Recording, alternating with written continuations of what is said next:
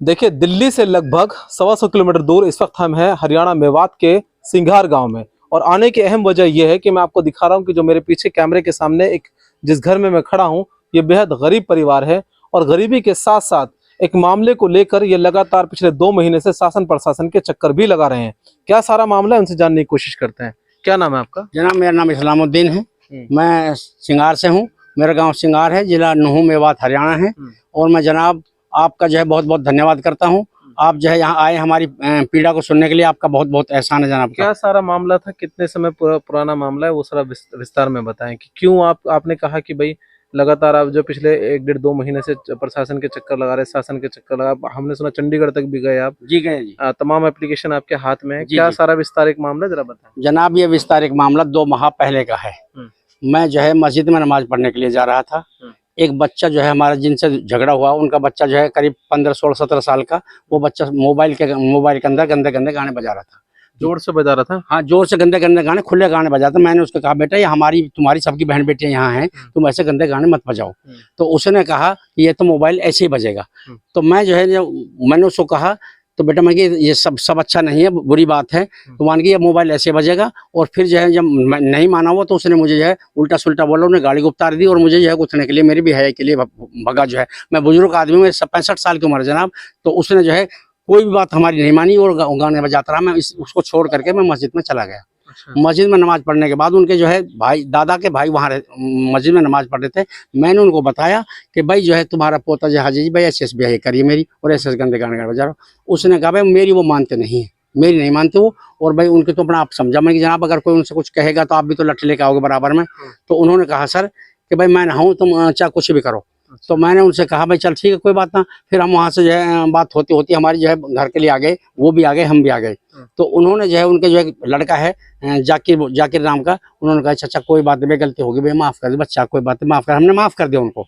उसके बाद में अब वो लड़का जो है 10-15 दिन के बाद, महीना 20 दिन के बाद रोज जो है दुकान पर जाता। हमारे मेरे बेटे की जो है सलमानी समाज की बालों की हेयर ड्रेसर की दुकान है अड्डे पे, बस स्टैंड पे। तो वहाँ जाता है और वो उल्टी सुल्टी बात बतलाता है, गाली गलौज करता है कि भाई तुम्हारे को जो है नाइयो बहन जो तुम्हारे को रास्ता नहीं निकलने देंगे, मारेंगे, तुम्हें जान से मार देंगे बहन, तुम हमारे घर के आगे निकलना। तो उन बच्चों की जो आपस में छोटी मोटी कोई बात तुम हम हो गई। तो इसी बात पर उन्होंने जो है दूसरे दिन जो है 2 तारीख को उन्होंने जो है हमारे बेटा जा रहा, मेरा भाई का लड़का जा रहा था नमाज पढ़ने के लिए। और नमाज पढ़ के जब आ रहा था तो उसमें 2-3 लाठियां मारी उन्होंने। हाँ, लाठियां मारी और मार के जो छोटा लड़का जो है किसी वजह से मतलब छूट छाट के उन पर से भाग गया जी। अब जो है भाई को जब पता लगा तो भाई उनसे कहने के लिए आया, भाई कोई बात ना भाई, हम तो गरीब आदमी, तुम हमारे जो है हमने काई को जो है मार रहे, भाई कहा बात होगी ऐसी। तो उन्होंने जो है फिर मेरे भाई को पर जो है मार किया। नवाब। क्या नाम है आपका? मेरा नवाबुद्दीन है। तो किस चीज से मारा था आपको? लाठी दीज मेरे यहाँ एक तो, अच्छा। और एक चांटिया की यहाँ चांटिया लगा मेरे। चांटे क्या होता है? ये फरसा समझो, फरसा जी। हाँ जी। ये देखिए कैमरा पर्सन से कहूँ जूम करके दिखाएंगे। हाँ जी। अच्छा, तो फिर उसके बाद आपकी एमएलसी हॉस्पिटल भी गए होंगे आप? जी। अच्छा, देखिए कुछ डेट वाइज डेट में आपको डॉक्यूमेंट भी दिखा रहा हूँ कि इनकी एमएलसी भी है। ये तमाम मैं कैमरा पर्सन से कहूँगा दिखाएं प्रॉपर तरीके से। तो इस एमएलसी के आधार पर भी फिर आपकी तरफ से मुकदमा नहीं हुआ? नहीं हुआ। पुलिस बार बार परेशान करे और ना करे, मुकदमा मना कर दिया उन्होंने। वो अगली पार्टी तगड़ी, उन्होंने पैसे देके और अपना उसमें 100 की लखे थे। हम गरीब आदमी है, हम तो नाई समाज से, हमारी कोई सुना ही नहीं। यहाँ पर पूरा गाँव एक हुए पड़ा। ये है मतलब हमारा कहने का। आपके खिलाफ? हाँ, हमारे खिलाफ। अच्छा। हाँ। जिसके पास जाम हाथ जोड़ते हैं, पाँव पकड़ते हुए, खुदा के वास्ते हमारा फैसला करते हैं, लेकिन कोई फैसला करवाने के लिए कोई राजी नहीं जनाब हमारे। तो मैंने जो है बार बार जो है कई बार हम जाते हैं। अब हमारे खिलाफ तो जो है उनके पास कोई मामला भी नहीं है और हमारे खिलाफ जो है मुकदमा हो गया और हमारा मुकदमा अब तक भी ना करा। हमने नहीं, तो आपने भी तो उनको तकलीफ पहुंचाई होगी, उनके साथ मार पिटाई की होगी, उनके भी टाँके आए होंगे कहीं ना कहीं, तभी तो मुकदमा लिखा गया। टाँका चोट कुछ नहीं है सर, उनके कुछ नहीं है, लेकिन छोटी मोटी चोट तो उनको आई हूँ। जब झगड़ा हुआ तो उसमें थोड़ा बहुत हुआ, तो चोट तो थोड़ी बहुत आई हूँ। लेकिन हमारे जो है हम पर तो कुछ था ही नहीं। वो सारे तैयार खड़े थे झगड़े के लिए, जो है इकट्ठे होकर पूरा परिवार जो है। तो ये जब बचाने के लिए आए, बोलने के लिए आए, तो इन पर जो है वो एकदम जो है टूट पड़े। तो एमएलसी के आधार पर भी आपकी जो है पुलिस वालों ने नहीं सुनवाई करी और एक तरफा आपका आरोप यह है कि पुलिस वालों ने भी एक तरफा जो है उनके पक्ष में मुकदमा लिख लिया आपके खिलाफ? हाँ जी जनाब, हाँ जी, हाँ जी।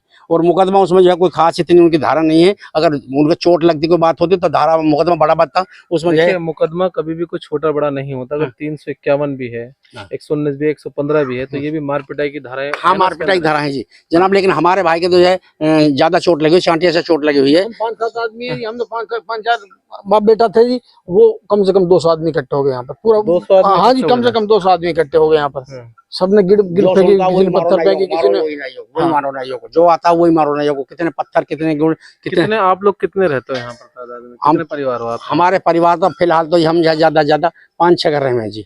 अच्छा, और हाँ। और विपक्ष का दूसरा पक्ष है वो कितने परिवार है? उनके भी 8-10 घर हैं, लेकिन उनका मोहल्ला पूरा मोहल्ला है जी उनका।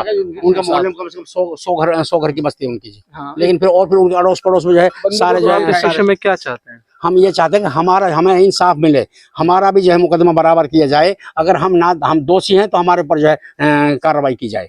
अच्छा, हाँ यानी कि आप कहते हैं कि इस मामले के अंदर निष्पक्ष जांच हो, हाँ बस ये है। और ये जो आपके एमएलसी उनके आधार पर जो भी आपका मुकदमा हाँ, बनता है वो आपका ही मुकदमा हम मुकदमा हो हमारा भी, जो हमारे ये हमारी एमएलसी बता रही है, एमएलआर बता रही है, इसके आधार पर जो हमारा मुकदमा जो है होगा और हमें इंसाफ मिले। तो देखिए, हॉस्पिटल की ये एमएलसी है, जो दिल्ली में एमएलसी कहा जाता है, यहाँ पर एमएलआर कहा जाता है। ये एमएलसी के अंदर जो है तमाम स्पष्ट चीजें हैं कि किस तरह से जो है इनकी चोट पेट आई है उस मौके पर, और सेम उसी डेट की है ये जिस जिस दिन आपकी चोट उसी लगी डेट थी। की सर, उसी दिन आप उसी डेट के सर, 2 तारीख के मतलब और ये पीड़ित पक्ष का ये भी आरोप है कि जो है कहीं ना कहीं ये सारा विवाद महज इनका आरोप है कि अश्लील गाने जो है बंद कराने की वजह से तमाम विवाद बढ़ा है। लेकिन उस विवाद को जो है उन चीजों को ना समझते हुए फिर इनकी दुकान पर, जैसे कि इनका आरोप लगाया जाए कि जो है वो बहुत ज्यादा इसमें क्रूरता या जो है दिक्कतें पैदा हुई हैं। लेकिन कहने का असल मकसद ये है कि अगर कोई समुदाय कहीं पर अगर बहुत अल्पसंख्यक है,